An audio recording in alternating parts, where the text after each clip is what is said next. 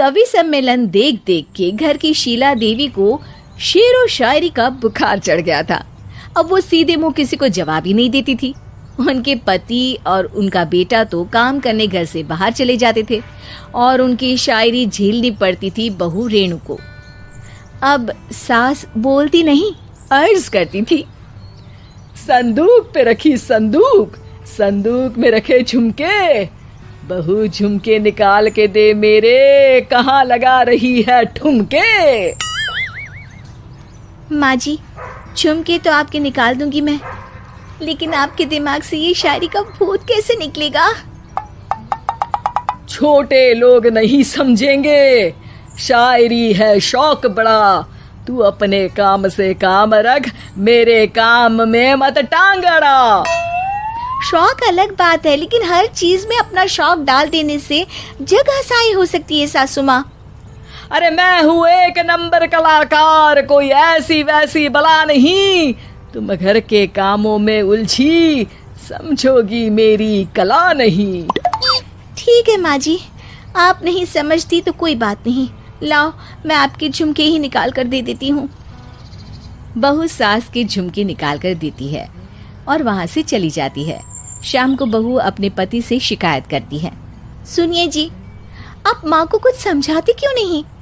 अरे क्या समझाना है माँ को? अरे अपनी शायरी थोड़ी कम करे ना। अरे तुमको उनकी शायरी से क्या दिक्कत है?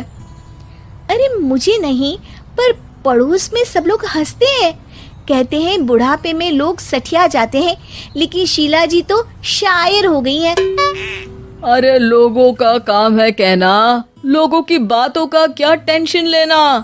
अरे वाह, मैंने भी शेर कह दिया, वाह वाह वाह वाह। देख लो, तुमसे किसी ने कहा नहीं और तुम्हारे सामने कोई माँ की बुराई नहीं करता तो तुमको फर्क नहीं पड़ रहा।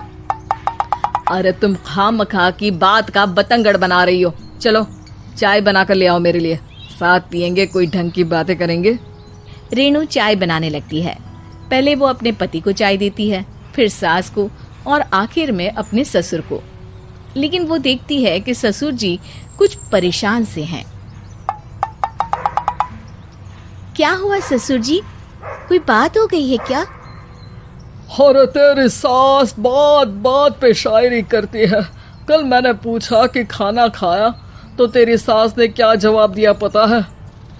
अरे गलती की और आरोपी ने कोड़े खा लिए फटाफट, खाना तो नहीं पर पकोड़े खा लिए झटाझट। अब बता क्या जवाब दूं इस बात का? वो तो सभी से शायरी में ही बात कर रही हैं, मुझे भी समझ में नहीं आता कि क्या करूं मैं। बेटा उसको उसी की भाषा में जवाब देना पड़ेगा। मैं तो आम बातचीत में भी उसके सामने कुछ नहीं बोल पाता, शायरी में क्या बोलूंगा भला। ससुर ने जैसे ही कहा कि उसको उसी की भाषा में जवाब देना पड़ेगा, बहू को ये बात जच गई। अगले ही दिन वो शायरी की कुछ किताबें लेकर आई और शायरी की प्रैक्टिस करने लगी ताकि सास को उन्हीं की भाषा में जवाब दे सके। उसने दिन रात एक कर दिए। एक दिन सब साथ में बैठकर टीवी देख रहे थे, तभी रेणु सबके लिए बिरयानी बनाकर लाती है, लेकिन सास को बिरयानी भाती नहीं। कौवा करता काऊ काऊ, चिड़िया बोलती ची ची, इतना खराब बिरयानी बनाई है कि मुंह से निकले छी छी। बस इसी मौके का तो बहू को इंतजार था, क्योंकि अब बहू सास को उसी की भाषा में जवाब देने के लिए तैयार थी। माँ जी, हमको अपनी ये बेकार शायरी ना सुनाइए, जैसी भी बनी है बिरयानी चुपचाप खाइए। ससुर जी और रेणु के पति ने रेणु का जवाब सुनते ही जोर से ताली बजाई और सास ने जब रेणु का शायराना जवाब सुना तो उनके गले में बिरयानी अटक गई। बहू ने एक और शायरी का तीर छोड़ा। शायरी में बहू के सामने सास हो जाएगी ढेर, क्योंकि सास मारेंगी एक शेर तो बहू मारेगी 1.25 शेर। सास को छोड़ के सब वाह वाह करने लगते हैं। आज पहली बार सास को नहले पे दहला मिला था और रेणु ने सास का मुंह चुप करा दिया था।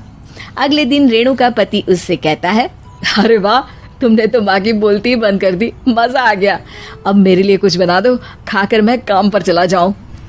शायरी ही है मेरा जीवन, वही करूँगी जी भर के। नौकरानी रख लो कोई, काम नहीं करूँगी मैं घर के। अरे तुम क्या माँ जैसी हरकतें करने लगी, सीधे सीधे बात करो ना। हो गई कल शायरी, रोज थोड़ी ना करोगी।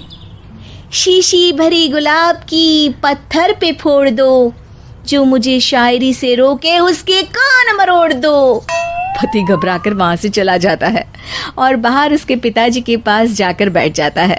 दोनों अपनी बीवियों की शायरी से परेशान है।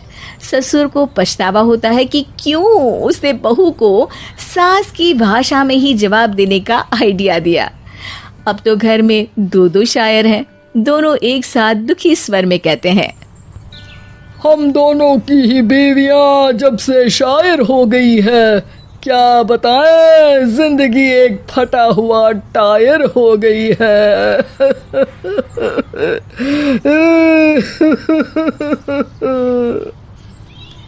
हम दोनों की ही बीवियां जब से शायर हो गई है, क्या बताएं, जिंदगी एक फटा हुआ टायर हो गई है।